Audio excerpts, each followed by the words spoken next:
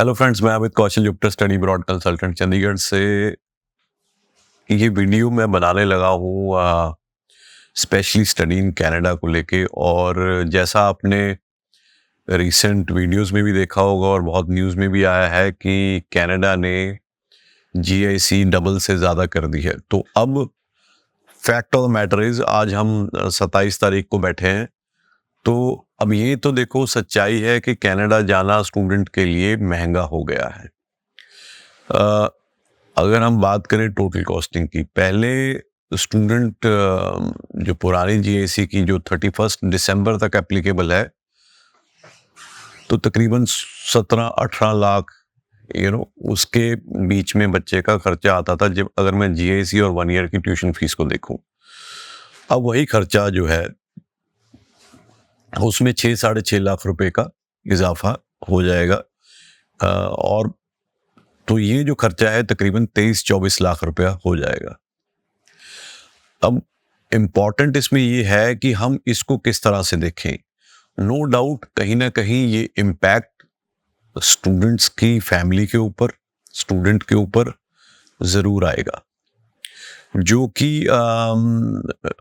एक नेचुरल सी बात है कि अगर हम बात करें कनाडा जाने वाले हैं, वो इनफैक्ट स्टडी अब्रॉड की हम बात करें specially from northern part of India, तो जो मेन फोकस यही होता है कि हम कम से कम कॉस्ट में बच्चे को ऐसे कंट्री में भेजें जहाँ पे उसको एजुकेशन भी मिले और उसके बाद उसका पोस्ट स्टडी वर्क परमिट भी मिले और उसके बाद उसका जो है परमानेंट रेजिडेंसी का जो ड्रीम है वो भी फुलफिल हो जाए।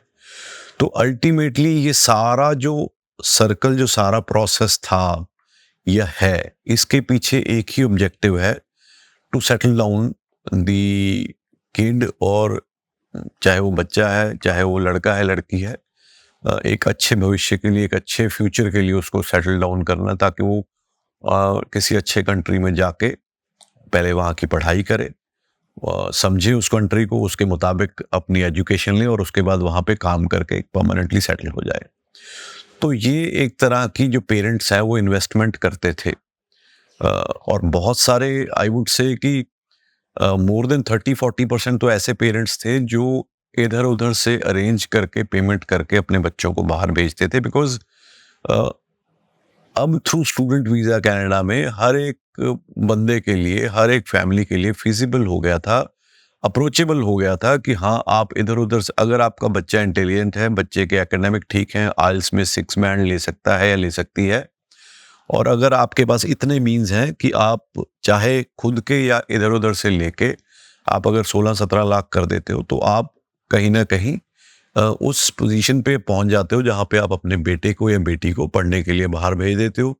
अल्टीमेट इसके पीछे कैलकुलेशन यही थी कि 1 साल का खर्चा हमने दे दिया, 1 साल की फीस दे दी, उसके बाद बच्चा वहां पे जाएगा, जाके कमाएगा और अगले साल की फीस पे करेगा। अगर उसका 2 साल का कोर्स है, अगर 1 साल का ही है, तो फिर वो पढ़ने के बाद अपना पोस्ट स्टडी वर्क परमिट पे जाएगा और वहां पे सेटल हो जाएगा। तो this was the story of student visa in Canada for the last I would say 20 years। अब इस स्टोरी में एक ट्विस्ट आया है। ट्विस्ट ये आया है कि जो लिविंग कॉस्ट है, जो जीआईसी है, उसको कनाडा ने बढ़ा के 20,635 कर दिया। अब इसके ऊपर भी बहुत डिबेट है, ये क्यों कर दिया, ऐसा क्यों हुआ। इसमें मैं आपको 2 चीजें बताता हूं कि क्यों ये इम्पॉर्टेंट था, और मुझे लगता है कि ये जरूरी भी है। इम्पॉर्टेंट इसलिए था कि अगर हम और डेस्टिनेशन कंट्रीज देखें जहाँ पे जो इंग्लिश स्पीकिंग कंट्रीज हैं, जहाँ पे स्टूडेंट पढ़ने के लिए जाते हैं, तो वहाँ पे जो लिविंग कॉस्ट है, अकॉर्डिंग टू द इन्फ्लेशन जो है उसका डेटा, उसके मुताबिक अब जाके कनाडा उस लेवल पे आया है जितनी की लिविंग कॉस्ट साल की होनी चाहिए। जैसे अगर हम ऑस्ट्रेलिया की बात करें, ऑस्ट्रेलिया ने रिसेंटली अपनी लिविंग कॉस्ट बढ़ा के 24,505 ऑस्ट्रेलियन डॉलर कर दिए, तो इन्होंने 20,635, उसके 24,505, अगर हम दोनों के एक्सचेंज रेट को एवरेज आउट करें तो ऑलमोस्ट सिमिलर हो जाता है। Same way goes for UK. UK का भी जो लिविंग एक्सपेंस है वो तकरीबन 10-12 लाख है, depending upon the city you are going in. तो हर एक कंट्री में जहाँ पे आपका बच्चा जा रहा है, उसको वहाँ पे एक बेयर मिनिमम एक अच्छा बेसिक लाइफस्टाइल जीने के लिए इतने पैसे उसको खर्चे के लिए चाहिए एक साल में, to be able to lead his or her life in a dignified वे। आपने अभी सोशल मीडिया पे बहुत सारी नेगेटिव न्यूज़ सुनी है, बहुत सारी चीज़ें लोग बना रहे हैं कि कनाडा में कई बच्चे तो टेंट्स में सो रहे हैं, कई बच्चे जो हैं उनको रहने के लिए जगह नहीं मिल रही है, प्रॉपर उनको न्यूट्रिशन नहीं मिल रहा, खाने के लिए नहीं मिल रहा। They are entirely dependent upon the part time jobs. और उसकी वजह से क्या हुआ, पार्ट टाइम जॉब अगर एक निकली है उसके पीछे इतनी ज़्यादा एप्लीकेशंस है। तो ये एक सारा जो सर्कल बना है, ये सर्कल क्यों ये हालात बने, इसके पीछे का बेसिक जो रैशनल है या रीज़न है वो यही है कि स्टूडेंट को पेरेंट्स ने यहाँ से भेज दिया। 10,000 साल की living expense is not enough for them to sustain in bare minimum facilities, क्योंकि कुछ पॉकेट्स ऑफ कनाडा में इनफ्लक्स ऑफ स्टूडेंट्स बहुत ज़्यादा हो गया, जिस वजह से वहाँ पे लिविंग कॉस्ट बढ़ गई, जिस वजह से हाउसिंग क्राइसिस हो गया। तो ये सारी चीज़ें कहीं ना कहीं मल्टीपल फैक्टर्स हैं जिन्होंने इम्पैक्ट किया, इफेक्ट किया कनाडा में स्टूडेंट्स को। और कनाडा की गवर्नमेंट ने, ऑल्दो हमें ये स्टीप राइज लगता है क्योंकि एकदम किया, they should have done it periodically, systematically, जैसे कि ऑस्ट्रेलिया करता रहा, ताकि किसी को एकदम इतना इम्पैक्ट ना आए। But then nevertheless they have done it, but ultimately it is going to benefit the student. शुरू में इम्पैक्ट जरूर आएगा, नंबर ऑफ एप्लीकेशंस कम होंगी, लोगों का शायद उतना इंटरेस्ट ना रहे, लोगों को लगेगा इतने पैसे हम का।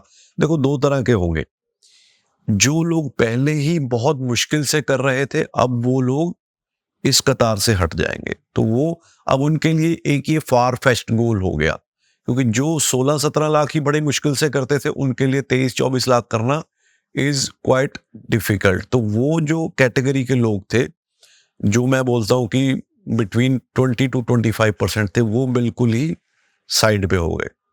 दूसरे जो हैं, even if they have means to pay this much of amount, कहीं ना कहीं देखो चेंज को रेजिस्टेंस तो आती है। अगर कोई भी किसी भी तरह का चेंज होता है तो कहीं ना कहीं उसको एक्सेप्ट करने में टाइम लगता है।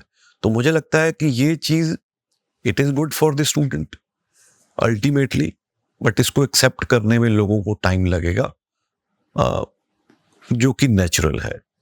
बट आई वुड से कि इफ़ यू हैव मीन्स, अगर आपके पास इतनी कैपेसिटी है, तो I think this is not a bad proposition. उसका एक सिंपल रीज़न बताता हूँ।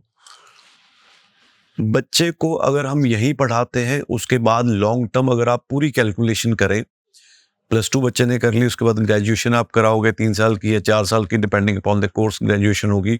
उसके बाद की अगर आप फ्यूचर कैलकुलेशन करोगे, किस तरह की जॉब मिलेगी, क्या सिनेरियो होगा, क्या वर्क प्रेशर्स होंगे और कितनी इनकम होगी, सारी चीज़ों को अगर आप कैलकुलेट करोगे, तो फिर मैं कहूँगा कि comparatively sending your kid for international education, if it is between your आपकी बजट के अंदर है, would be a better proposition. क्योंकि अब मैंने कई बार हमने देखा है कि यहाँ पे बच्चे, not all but some of the institutions जहाँ पे बच्चे इंजीनियरिंग करते हैं, उसके बावजूद भी अनफॉर्चुनेटली दे आर कंपेल्ड और मजबूर हो जाते हैं to do a job of 15 to 20,000 per month. बच्चे ने 4 साल अपनी जिंदगी के लगाए पढ़ाई में इन्वेस्ट किया। 4 साल की अगर मैं इंजीनियरिंग की बात करूं तो टोटल खर्चा कम से कम 8-10 लाख सारा कुछ मिला के उस पर खर्चा हुआ, और उसके बावजूद भी जो वैल्यू एडिशन है वो किसी तरह से नहीं हुई। फिर वो बच्चा 15-20 हज़ार की जॉब में है और उसके बाद फिर वो सोचता है कि चलो मैं अब क्यों ना बाहर जाऊं। तो अगर आप इस तरह से देखोगे, आपको शायद लगेगा कि ये मैं 10 लाख यहाँ लगाने की बजाय अगर मैंने इसमें कुछ और ऐड करके बच्चे को अपने को बाहर भेजा होता, तो एटलीस्ट टुडे ही और she would have been in a better position to look after himself और लुक आफ्टर हरसेल्फ। तो ये सारी चीज़ें ध्यान में रखेंगे, ध्यान में रख के चलेंगे, and if you have means, तो I think this is not a bad proposition. Comparative analysis करते हैं बाकी कंट्रीज का अगर मैं करूं, ऑस्ट्रेलिया ने वैसे ही अपना जो कोटा है उसको 50% स्लैश कर दिया है, पहली बात। दूसरा, ऑस्ट्रेलिया पहले से ही बड़ा स्ट्रिक्ट है, वहाँ पे फंड्स दिखाने हैं, सोर्स दिखाना है, वहाँ पे जीआईसी वाला कोई सिस्टम नहीं है, गैप कोई एक्सेप्टेबल नहीं है। तो और वहाँ पे जो लॉन्ग टर्म गोल है, जो लॉन्ग टर्म स्टे का गोल है, वो अचीव करना is not as easy as it is in Canada. तो overall it is going to impact, number of application will go down, people will have different views, different ideas, but somehow कहीं ना कहीं ये acceptance आ जाएगी कि ये जो changes आए हैं ये कहीं ना कहीं अपने बच्चे के बेनिफिट के लिए ही आए हैं, ताकि ये जो नेगेटिव स्टोरीज, नेगेटिव न्यूज़ आज की डेट में कनाडा के बारे में आ रही है कि बच्चे को खाने के लिए, रहने के लिए स्ट्रगल करना पड़ रहा है, उसको एक जॉब के लिए इतने बच्चे जा रहे हैं, तो ये जो स्टोरीज हैं they will die down slowly and gradually, you will see the impact. आपको ये इम्पैक्ट 6 महीने बाद नजर आएगा, अभी नहीं नजर आएगा, अभी तो आपकी पॉकेट में बड़ा होल होने वाला है।